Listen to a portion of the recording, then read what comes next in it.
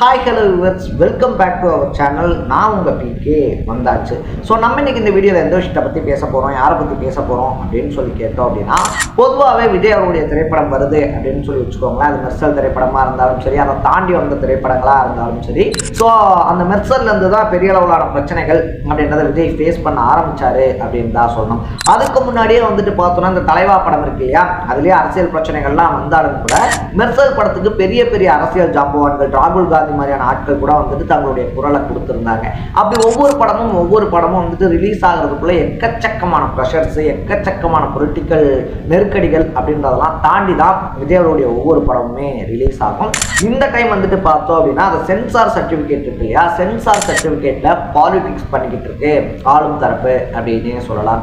So இதுக்கு வந்துட்டு திமுக தான் காரணம் அப்படின்னு சொல்லி இங்க இருக்கவங்க சொன்னா, இதுக்கு நாங்க காரணம் கிடையாது, இது நீங்க கேள்வி கேட்கணும் அப்படின்னா மத்திய அரசாங்கத்தை தான் கேட்கணும், அவங்களுடைய கண்ட்ரோல்ல தான் அது இருக்கு அப்படின்னு சொல்லிட்டு அவங்க சொல்றதும், ஜனநாயகனுக்கு வந்துட்டு இந்த சென்சார் சர்டிபிகேட் கிடையாது, ஆனா ஜனநாயகனுக்கு அப்புறமா வந்துட்டு தணிக்கைக்கு அனுப்பப்பட்ட பராசக்திக்கு நாங்க சர்டிபிகேட் கொடுப்போம் அப்படின்னு சொல்லிட்டு அவங்க பாலிடிக்ஸ் பண்றதும் உச்சகட்ட கோபத்தை எழுப்பியிருக்கு அப்படின்னு சொல்லலாம். இது எல்லாத்தையும் தாண்டி நீதிமன்றத்துக்கு போனா அவங்க பேசாம நீங்க ஜனவரி 10ஆம் தேதி வரலாமே, ஏன்னா தை பிறந்தா வழி பிறக்கும் அப்படின்னு சொல்றாங்க இல்லையா, நீங்க ஏன் ஜனவரி 10ஆம் தேதி வரக்கூடாது அப்படின்ற கேள்வியையும் முன் வச்சிருக்காங்க.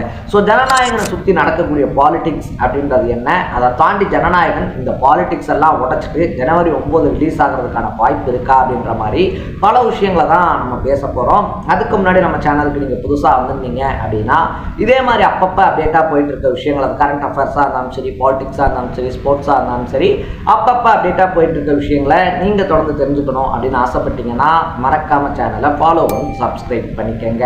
ஸோ ஃபர்ஸ்ட் ஆஃப் ஆல் வந்துட்டு பார்த்தோம் அப்படின்னா ஜனநாயகன் படம் இருக்கு இல்லையா, இந்த படம் வந்துட்டு படப்பிடிப்பெல்லாம் ஆரம்பிக்கும் போது விஜயாவுடைய கடைசி படம் அப்படின்ற ஒரு டேக்லைனோட தான் ஸ்டார்ட்டே ஆச்சு. அதுவும் வினோத் இருக்கார் இல்லையா, சதுரங்க வேட்டை, தீரன், இந்த மாதிரியான படங்களை கொடுத்தவர். ஸோ அவர் வந்துட்டு பார்த்தோம் அப்படின்னா டைரக்ட் பண்ணுறாரு அப்படின்னும் போது இந்த படத்தின் மேலே எக்கச்சக்கமான எக்ஸ்பெக்டேஷன் இருந்துச்சு. ஸ்டார்டிங்லேருந்து இது பகவந்த் கேசரி இருக்கு இல்லையா, அதனுடைய ரீமேக் அப்படின்ற மாதிரி நிறைய விஷயங்கள் அப்பப்போ அப்டேட்ஸாக இருந்தாலும் சரி, அதை தாண்டி வந்துட்டு பார்த்தோம் அப்படின்னா கசீரதாக இருந்தாலும் சரி, தொடர்ந்து நடந்துக்கிட்டே தான் இருந்துச்சு. அதுக்கு நடுவில் தான் விஜயாவுடைய இந்த கரூர் சம்பவம் இருக்கு இல்லையா, அதுவும் நடந்து முடிஞ்சிருந்துச்சு அப்படின்னு சொல்லலாம். ஒரு பக்கம் படப்பிடிப்பு, ஒரு பக்கம் அரசியல் அப்படின்னு சொல்லி பிஸியாக இருந்தவர் இந்த கரூர் சம்பவத்துக்கு அப்புறமா கொஞ்சம் துவண்டு போயும் இருந்தார். ஸோ அந்த ஒரு விஷயத்துக்கு அப்புறமா தான் இங்கே இருக்கக்கூடிய அந்த பாலிடிக்ஸினுடைய வீரியம் அப்படின்றத விஜய் அவர்கள் புரிஞ்சுக்கிட்டாரு அப்படின்னு சொன்னாங்க.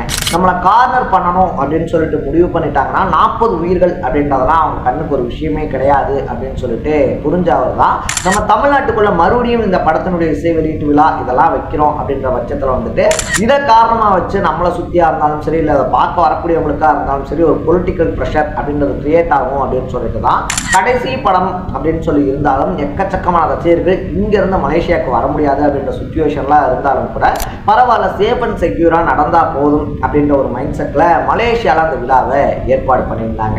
அப்படியே அவர் பார்த்து பண்ணாலும் படம் ரிலீஸில் அதுவும் சென்சார் சர்டிஃபிகேட்டில் கையில் வச்சுருக்காங்க பவர்ஃபுல்லாக இருக்கக்கூடிய பவரில் இருக்கக்கூடியவங்க அப்படின்னு சொல்லப்படுது. நம்ம எல்லாத்துக்குமே தெரியும், இன்னும் ஏன் பவர்ஃபுல்லாக இருக்கவங்கன்னு உடச்சி பேசணும் அப்படின்னு சொல்லி முடிவு பண்ணிட்டோம்னா, திமுக நடத்தக்கூடிய ரெட் ஜெயண்ட் மூவிஸ் இருக்கு இல்லையா, ரெட் ஜெயண்ட் மூவிஸ் தயாரிக்கக்கூடிய எல்லா படங்களுக்கும் வந்துட்டு இந்த சென்சார் சர்டிஃபிகேட் பிரச்சனை, அதை தாண்டி ஒரு படத்தை ரிலீஸ் பண்ணோன்னா அதுக்கு என்னென்ன ப்ரொசீஜர்ஸ் இருக்கோ அதெல்லாம் சும்மா மின்னல் வேகத்தில் நடந்து முடியுது அப்படின்னே சொல்லலாம். இதை தாண்டி வந்துட்டு பார்த்தோம் அப்படின்னா இப்போ ரீசெண்டாக ரிலீஸ் ஆகுது அப்படின்னு சொல்லி அனௌன்ஸ் பண்ணப்பட்ட பராசக்தி திரைப்படம் இருக்கு இல்லையா, அதுக்குமே வந்துட்டு சான்றிதழ் அப்படின்றது கொடுக்கப்பட்டுருச்சு அப்படின்னு சொல்றாங்க. ஆனா கிட்டத்தட்ட ஒரு மாசத்துக்கு முன்னாடியே படத்தினுடைய எல்லா வேலைகளையுமே முடிச்சு தணிக்கைக்கு அனுப்பியிருக்காங்க படக்குழு. அப்படியே அவங்க தணிக்கைக்கு அனுப்பினோடனே படக்குழு சைடு இருக்காங்க இல்லையா, அவங்க வந்துட்டு பார்த்தோம் அப்படின்னா எங்களுக்கு யூஏ சர்டிஃபிகேட் கொடுங்க அப்படின்ற மாதிரி வந்துட்டு கேட்டிருக்காங்க. அதுக்கு வந்துட்டு அந்த நிறுவனம் ஒரு சில விஷயங்கள்லாம் இருக்கு இல்லையா, அந்த தணிக்கை குழு இதெல்லாம் வந்துட்டு மாற்றுங்க அப்படின்ற மாதிரி சொல்லியிருக்காங்க. சரி, ஓகே, அவங்க படத்தை பார்த்துட்டு மாற்ற சொன்ன எல்லா விஷயங்களையும் மாற்றினதுக்கு அப்புறமாவும் அவங்களுக்கு அந்த சென்சார் சர்டிஃபிகேட் அப்படின்றது கொடுக்கப்படல. படம் ரிலீஸ் ஆகிறதுக்கு இன்னும் 3 நாள் தான், அதாவது நாளைக்கு காலையில் நீங்கள் இந்த வீடியோவை பார்ப்பீங்க. ஸோ நடுவில் ஒரே நாள் தான் இருக்குது அப்படின்றதுனால அவங்க இன்னும் தரலைங்க அப்படின்னு சொல்லிட்டு நீதிமன்றத்துக்கிட்ட போகும்போது நீதிமன்றத்தில் வந்துட்டு பார்த்தோன்னா படத்தரப்பு இருக்காங்க இல்லையா, அவங்க நம்ம சொன்ன விஷயத்தை முன்வைக்கிறாங்க. இந்த மாதிரி நாங்கள் முன்னாடியே போட்டு காட்டிட்டோங்க, ஒரு சில கரெக்ஷன் சொன்னாங்க, நாங்கள் கரெக்ஷன் பண்ணிட்டோம் அப்படின்னு சொல்லிட்டு. ஆனால் தணிக்கை குழு சார்பில் இருந்து அவங்க சொல்கிற விஷயம் என்னவா இருக்குது அப்படின்னு சொல்லி பார்த்தோன்னா, மதம் சம்மந்தப்பட்டலாம் பேசியிருக்கிறதுனால எங்களுக்கு ஒரு புகார் வந்திருக்குங்க, அதனால் வந்துட்டு பார்த்தோம் அப்படின்னா நாங்கள் இன்னும் சர்டிஃபிகேட் கொடுக்காம இருக்கோம், அதுவும் இல்லாமல் உடனடியாக சர்டிஃபிகேட் கொடுக்கணும் அப்படின்ற ரூலெல்லாம் இல்லையே அப்படின்னு அந்த கோர்ட்டில் குறிப்பிட்டு சொல்லியிருக்காங்க.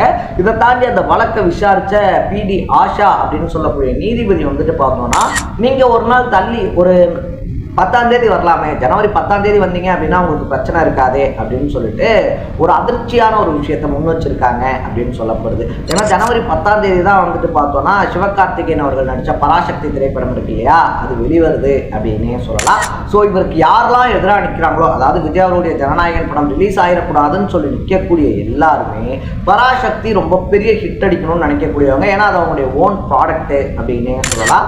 அதனால தான் ஜனவரி 14 ரிலீஸ் அப்படின்ற மாதிரி இருந்த படத்தை ஜனவரி 10ஆம் தேதியே ரிலீஸ் அப்படின்ற மாதிரி முன்னாடி கொண்டு வந்து வச்சாங்க அப்படின்னு சொல்லப்படுது.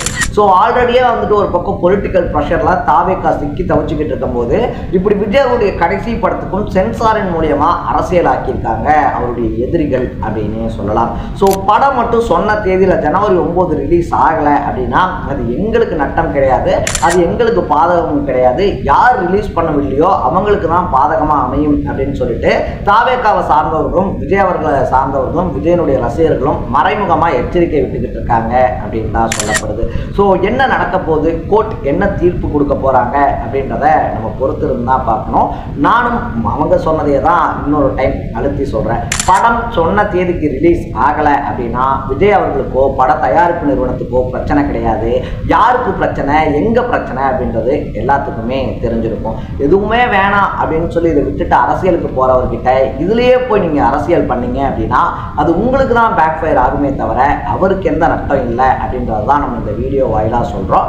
ஸோ நீங்கள் இந்த விஷயத்தை பற்றி என்ன நினைக்கிறீங்க அப்படின்றத கமெண்ட்டில் போட்டு மறக்காமல் சேனலை ஃபாலோ பண்ணி சப்ஸ்கிரைப் பண்ணிக்கோங்க. நாளைக்கு இதே மாதிரி இன்னொரு இன்ட்ரெஸ்டிங்கான வீடியோவோட சந்திக்கலாம். Tata, bye by.